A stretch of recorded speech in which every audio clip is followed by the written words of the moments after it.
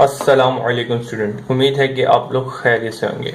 बेटा इस वीडियो के अंदर हमने एक्सरसाइज 5.3 का क्वेश्चन नंबर 12, 13 और 14 को कंप्लीट करना है। ठीक है बेटा, चलें जी आए स्टार्ट करते हैं। आपको पता है कि आपको जो बेसिक 6 स्टेप थे वो याद होने चाहिए। अगर आपको ये 6 स्टेप याद है, समझे आप 5.3 का कोई भी क्वेश्चन आपको दे दें आप आसानी कर सकते हैं। ठीक है बेटा, सबसे पहले मैंने क्वेश्चन नंबर 12 ले लिया है। क्वेश्चन नंबर 12 जरा देखिएगा क्या दिया है मेरे पास। F of x is equal to x minus one upon x plus one. ठीक है, आपको ये 6 स्टेप फॉलो करते हुए मैक्सिमम मिनिमम वैल्यू मालूम करनी है। अब कुछ बच्चे बोलेंगे सर ये ए और बी की वैल्यू दी है, बेटा आप इनको देखना ही मत, इनसे कोई आपका ताल्लुक नहीं है क्वेश्चन का। ठीक है बेटा, तो लिहाजा आपको जो क्वेश्चन दिया और 6 स्टेप फॉलो करते हुए आपने अपना आंसर देना है। ठीक है, चलेंगे स्टार्ट करते हैं। सोल्यूशन सबसे पहले स्टेप में क्या करते हैं, स्टेप नंबर 1। स्टेप नंबर 1 के अंदर हम क्या करते हैं, जो गिवन क्वेश्चन होता है, ठीक है, उसको हम क्या करते हैं इक्वेशन की फॉर्म में लिखते हैं। ठीक है, तो लिख देते हैं x is equal to x minus one upon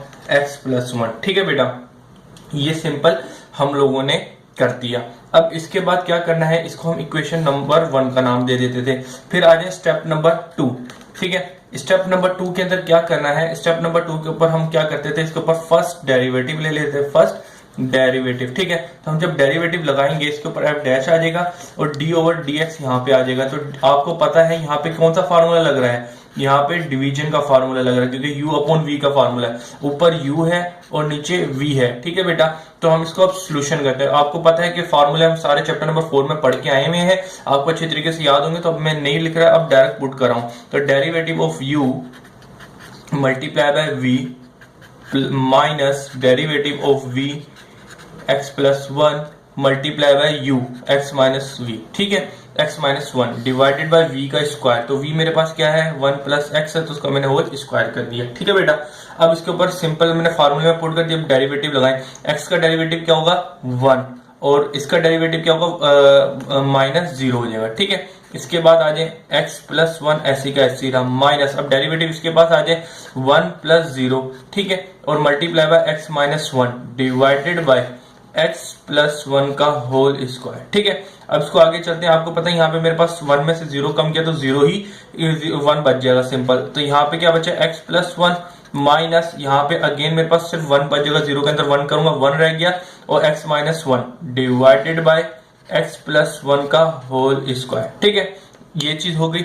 अब क्या करना है आगे, अब इसको हम सिंपलीफाई ही कर रहे हैं, तो जरा इसको 1 से इसको मैंने मल्टीप्लाई किया तो x प्लस वन आ गया। अब ये जो माइनस का 1 है बेसिकली तो अंदर जाएगा, इन सबके साइन चेंज कर देगा, तो ये माइनस का हो गया, प्लस का था माइनस का, और ये माइनस का था तो प्लस का 1 हो गया। ठीक है बेटा, फिर हमने क्या किया x प्लस वन का होल स्क्वायर। अब जरा देखिएगा अब क्या हो रहा है, ये प्लस का और ये माइनस का कैंसिल आउट होकर मेरे पास यह क्या है 2 ओवर x प्लस वन का होल स्क्वायर।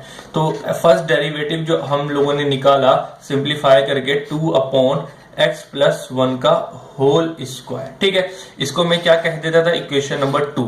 अब आ जाए स्टेप नंबर 3। स्टेप नंबर 3 में क्या करते हैं, हम सेकेंड डेरिवेटिव लेते हैं। ठीक है, तो सेकेंड डेरिवेटिव लेते हैं तो लगा लेते हैं इसके ऊपर, जब इसके ऊपर डबल निशान हो जाएंगे।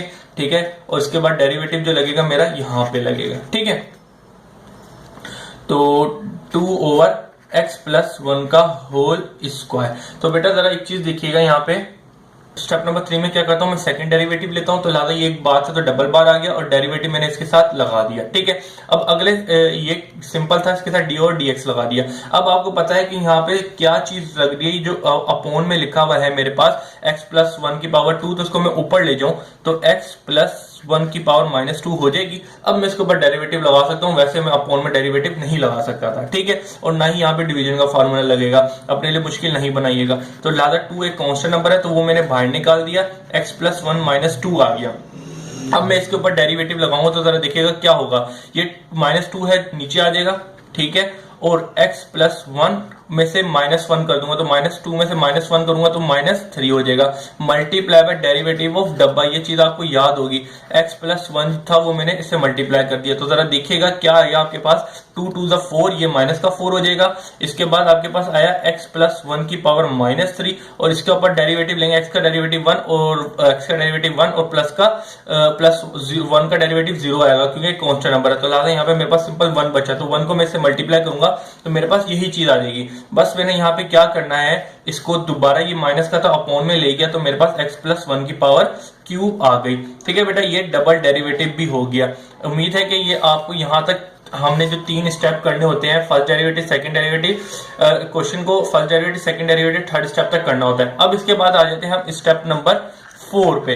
स्टेप नंबर 4 पे हमें क्या करना होता है, स्टेशनरी वैल्यू या एक्सट्रीम वैल्यू मालूम करनी होती है। तो उस क्रिटिकल पॉइंट वैल्यू मालूम करनी होती है जिसको हम x कहते हैं। तो लिहाजा x की वैल्यू मालूम करने के लिए हम क्या करते हैं, f dash is equal to 0 put करते हैं। तो ये कहां से हम वैल्यू पुट करेंगे, फ्रॉम इक्वेशन 1। तो इक्वेशन 1 मेरे पास फ्रॉम इक्वेशन 2, ठीक है, यहाँ पे इक्वेशन 2 आएगा। तो इक्वेशन 2 से मैं देख लेता हूं मेरे पास क्या है, 2 अपॉन x प्लस 1 की पावर 2 इज इक्वल टू 0। ठीक है बेटा, तो अब जरा यहाँ पे ये एक चीज देखिएगा।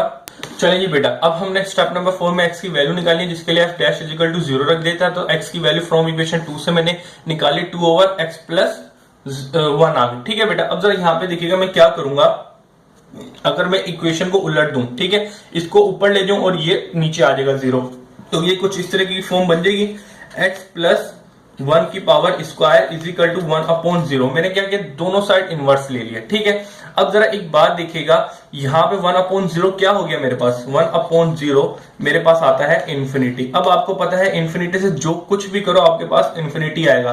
तो लिहाजा मैं आपको बता देता हूं, x प्लस 1 का होल स्क्वायर, ये मल्टीप्लाई हो रहा है जाके डिवाइड होगा। तो इन्फिनिटी से जो भी डिवाइड होता है आपके पास क्या आता है, इन्फिनिटी आता है। अब बेटा मुझे स्क्वायर रूट खत्म करना है, तो स्क्वायर रूट खत्म करने के लिए मैं क्या करूंगा, square root on both side. तो स्क्वायर रूट से स्क्वायर रूट खत्म हो गया, तो x प्लस 1 बचा, लेकिन स्क्वायर रूट ऑफ इन्फिनिटी लूंगा तो इन्फिनिटी रहेगा। मुझे x की वैल्यू चाहिए, तो लिहाजा ये x प्लस 1 यहाँ पे, तो इन्फिनिटी यहाँ के यहाँ पे -1 हो जाएगा।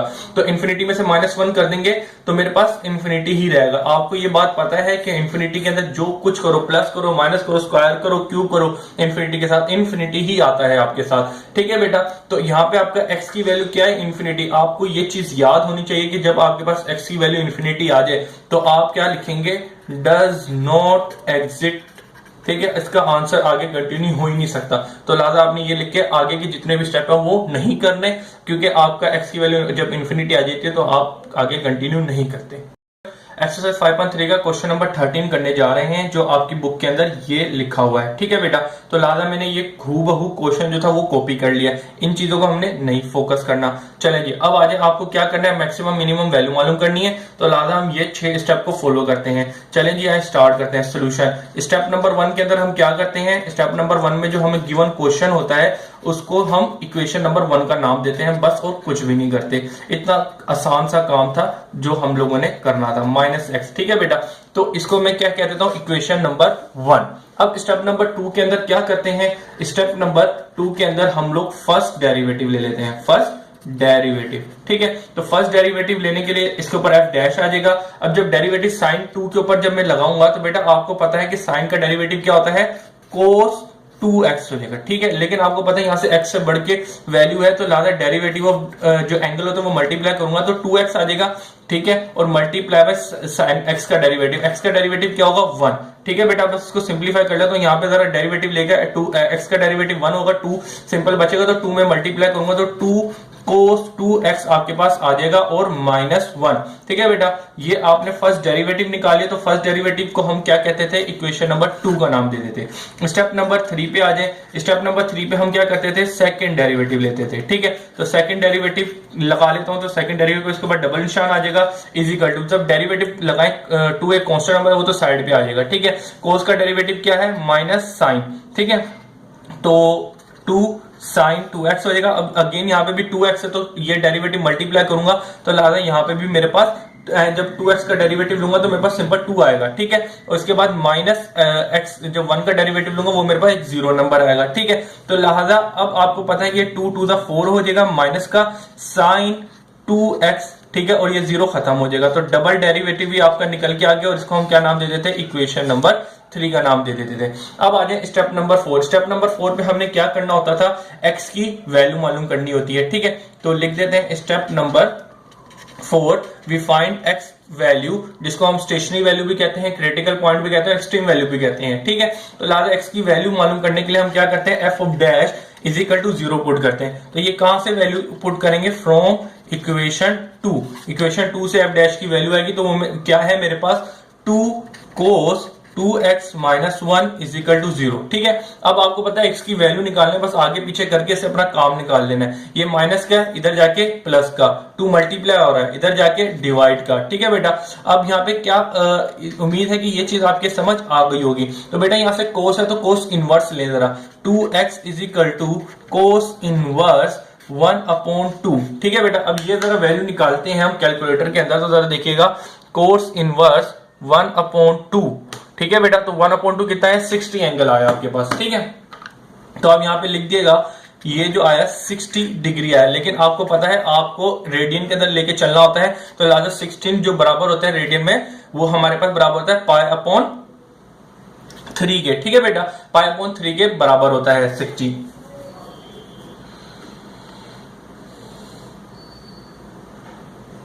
चलिए अब जरा चले, अब आगे चलते हैं। अब जरा देखिएगा मुझे 2x इज इक्वल टू 60, ठीक है, और π/3 में लिख देता हूं। बेटा यहाँ पे मुझे x की वैल्यू चाहिए, मल्टीप्लाई हो रहा है, इधर जाके डिवाइड कर दूंगा। ठीक है, तो लिहाजा x है, इधर जाके 60 है, 60 से मैंने इसको डिवाइड कर दिया, तो मेरे पास क्या आया, एंगल 30। तो आप 30 को उसको रेडियन के अंदर कन्वर्ट कर देंगे तो π/6 के बराबर होता है 30 मेरा। तो ये उम्मीद है कि ये चीज आपके पास x की वैल्यू आ गई। अब स्टेप नंबर हम लोग क्या करते हैं, स्टेप नंबर 5 करते हैं। स्टेप नंबर 5 के अंदर हम लोग क्या करते हैं, रिलेटिव मैक्सिमम और मिनिमम वैल्यू को मालूम करते हैं। ठीक है, तो लिहाजा उसके लिए हम क्या करते हैं, एफ ऑफ डबल डैश के अंदर x की वैल्यू पुट करते हैं। तो x ऑफ डबल डैश क्या है मेरे पास, f ऑफ डबल डैश निकाला था -4 sin 2x। ठीक है, तो ये कहां से वैल्यू निकला है, फ्रॉम इक्वेशन 3। तो आप लिख दिएगा फ्रॉम इक्वेशन, ठीक है, from equation 3 we put x की वैल्यू क्या थी, इज इक्वल टू x की वैल्यू हमने निकाली थी 30। तो आप लिख देगा 30 लिखना चाहिए तो 30 लिख देगा,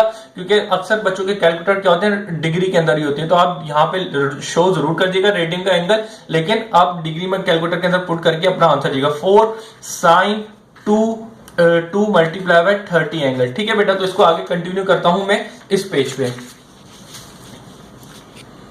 चलिए आगे क्या करते हैं, एफ ऑफ डबल डैश आपने निकाला, एक्स की वैल्यू क्या पुट करी थी यहाँ पे, जरा एक्स की वैल्यू आपने 30 पुट की थी ना, यानी कि π/6 के बराबर थी। तो आपने जब π/6 पुट किया तो आपके पास क्या आया, कैलकुलेटर के अंदर देखते हैं। कैलकुलेटर में डायरेक्ट अपना सोल्व कीजिएगा इसको, आप जाएं इसको ऐसे कीजिएगा, -4 मल्टीप्लाई बाय साइन आप 60 हो गया था ना, इसको सिंपली चलिए इसको थोड़ा आगे और कर लेता हूं, -4 और साइन कितना हो जाएगा 230 था 60, तो ये 60 का एंगल, तो लिहाजा मुझे यहाँ पे 60 का एंगल रखना है यहाँ पे। ठीक है बेटा, मैंने रखा तो मेरे पास क्या आया, under double dash π/6 is equal to -2√3। ठीक है बेटा, ये आ गई। अब यहां से मुझे क्या पता चला, अब आपको पता है कि एफ ऑफ डबल डैश अगर आपके पास नेगेटिव आ जाए तो हमारी जो रिलेटिव वैल्यू होती है वो मैक्सिमम होती है। तो लिख दिएगा यहाँ पे एट एक्स यहाँ पे लिखेगा x is equal to π/6 the relative max, क्योंकि यहाँ पे क्या है, द रिलेटिव मैक्सिमम है, क्योंकि नेगेटिव है तो हम इसको मैक्सिमम बोलेंगे, रिलेटिव मैक्सिमम। ठीक है, तो लिहाजा अब आ जाए स्टेप नंबर 6 पे। स्टेप नंबर 6 पे हम क्या करते हैं, हम वैल्यू मालूम करते हैं, मैक्सिमम मिनिमम वैल्यू मालूम कर रहे होते हैं। तो लिहाजा अब आ जाए वैल्यू मालूम करने के लिए हम क्या करते हैं, एफ डैश के एक्स की जो हमारे इक्वेशन नंबर 1 होती है उसके अंदर हम वैल्यू पुट करते हैं। तो इक्वेशन नंबर 1 क्या थी, f x is equal to sine 2x minus x. ठीक है बेटा, ये इक्वेशन 1 थी, तो आप लिख दिएगा फ्रॉम इक्वेशन 1, यहां पे क्या x की वैल्यू पुट करनी है आपको, π/6 पुट करनी है जो आपने निकाली थी। ठीक है, तो लिहाजा f ऑफ π/6 यहां पे पुट किया इज इक्वल टू साइन 2, यहां पे π/6 किया। ठीक है, तो π/6 माइनस एक्स हो गया इज इक्वल टू साइन 2। अब इसको मैं इससे काटूंगा तो मेरे पास यहाँ पे क्या है, π/3 आ जाएगा। ठीक है, तो माइनस एक्स, अब आपको पता है π/6 इसके बराबर होता है, π/6 बराबर होता है हमारे पास 60 के बराबर। तो यहाँ पे आप बिल्कुल हूबहू वैल्यू डालें, साइन π/6 चाहे तो डायरेक्ट वो भी डाल सकते हैं, लेकिन आपको डिग्री के अंदर मेरा कैलकुलेटर हुआ है तो लिहाजा मैं डिग्री के अंदर ही डालूंगा। तो साइन बराबर होता है 60 के, ठीक है, और इसके बाद इसको माइनस कर देना है। यहाँ x की वैल्यू के ऊपर भी तो मेरी वही डलेगी।